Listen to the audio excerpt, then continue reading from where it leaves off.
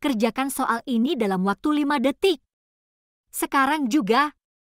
Dan tulis di kolom komentar dan gabung grup juga.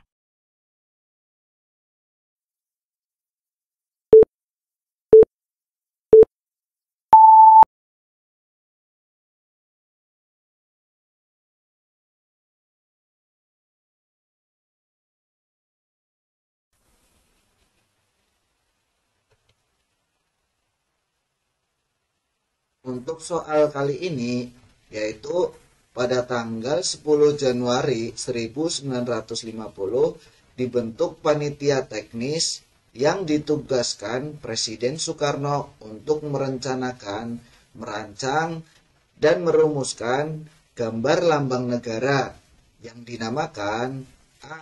Panitia 8, B. Panitia 9, C.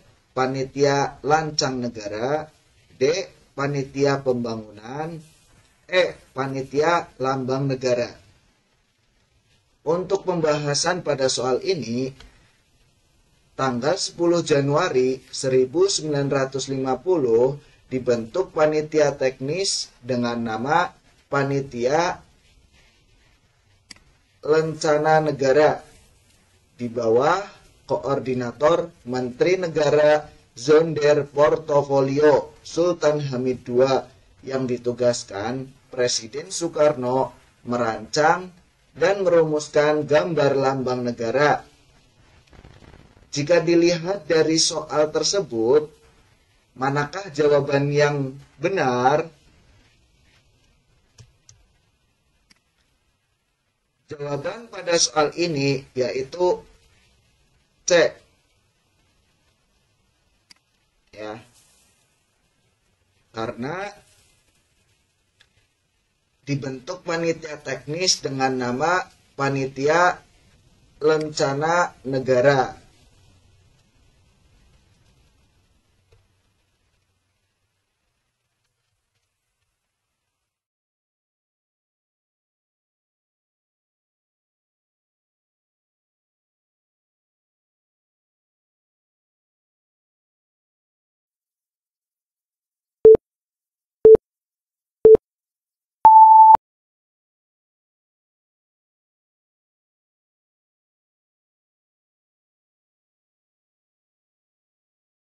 Kita lanjut pada soal berikutnya ya Kak. Siapakah yang diberi Super Semar dan ditandatangani oleh Insinyur Soekarno? A. Kiai Haji Ahmad Dahlan, B. Jenderal Sudirman, C. Letnan Jenderal Soeharto, D. Supomo, E. Jokowi. Surat Perintah 11 Maret lebih dikenal dengan singkatannya Super Semar adalah surat perintah yang ditandatangani oleh Presiden Soekarno pada tanggal 11 Maret 1966 yang memberikan mandat kepada Letnan Jenderal Soeharto selaku Panglima Komando Operasi Keamanan dan Ketertiban atau Kopkamtib untuk mengambil segala tindakan yang dianggap perlu untuk mengatasi situasi keamanan dan kestabilan pemerintahan yang buruk pada masa pembersihan setelah terjadinya gerakan 30 September. Nah, jika kita melihat pada pembahasan yang tadi kita bahas, maka jawaban yang benar adalah jawabannya adalah yang C,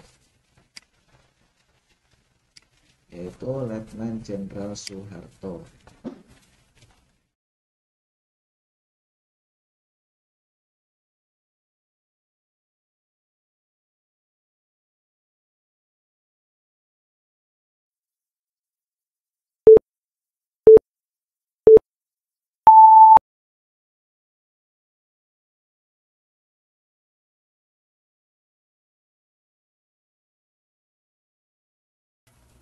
Lanjut soal berikutnya ya.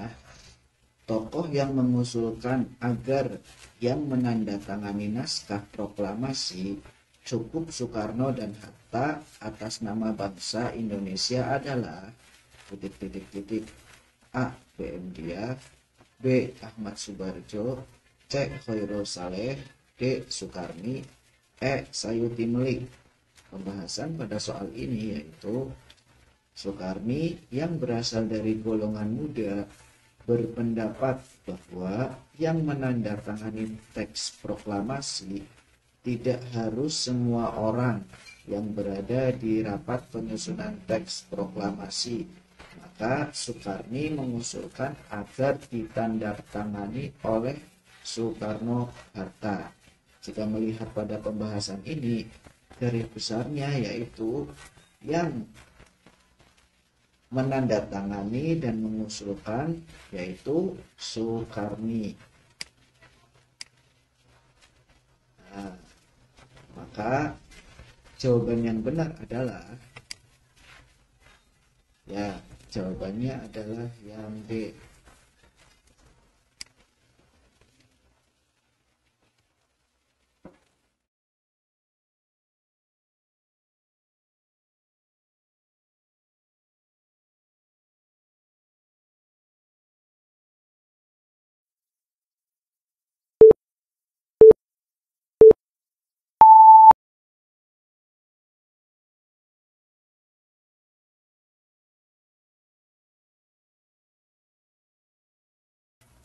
Lanjut soal berikutnya ya. Tokoh yang mengusulkan agar yang menandatangani naskah proklamasi cukup Soekarno dan Hatta atas nama bangsa Indonesia adalah titik-titik-titik. A. BM Dia, B. Ahmad Subarjo, C. Khairul Saleh, D. Sukarni, E. Sayuti Melik. Pembahasan pada soal ini yaitu Sukarni yang berasal dari golongan muda berpendapat bahwa yang menandatangani teks proklamasi tidak harus semua orang yang berada di rapat penyusunan teks proklamasi.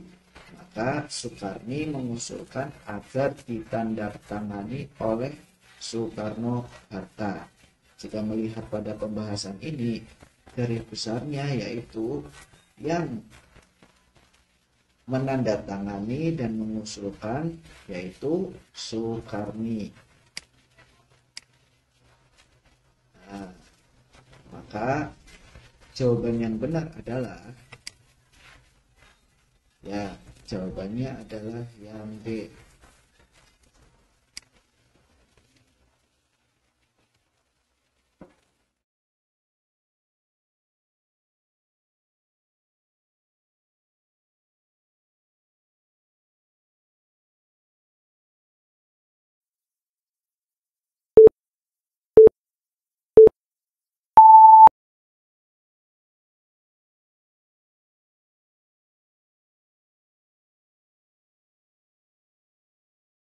Soal berikutnya ya. Berikut isi dekret presiden yang dikeluarkan pada tanggal 5 Juli 1959 kecuali titik-titik-titik. A. Membubarkan konstituante. B.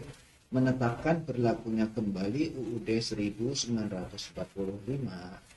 C. Tidak berlakunya kembali UUDS 1950. D. Dibentuknya MPRS dan DPAS dalam waktu yang sesingkat-singkatnya. E. Membubarkan kabinet dari unsur-unsur G30S PKI. Pembahasan pada soal ini yaitu isi dekret presiden yang dikeluarkan pada tanggal 5 Juli 1959 yaitu 1. Membubarkan konstituante. 2. Menetapkan berlakunya kembali UUD 1945. Yang ketiga, tidak berlakunya kembali UUDS 1950. Dan yang selanjutnya dibentuknya MPRS dan DPAS dalam waktu yang sesingkat-singkatnya. Jika melihat pada pembahasan ini, maka yang bukan dari isi dekret presiden yaitu membubarkan kabinet dari unsur-unsur G30S PKI. Ya. Jadi jawaban yang benar pada pembahasan soal kali ini yaitu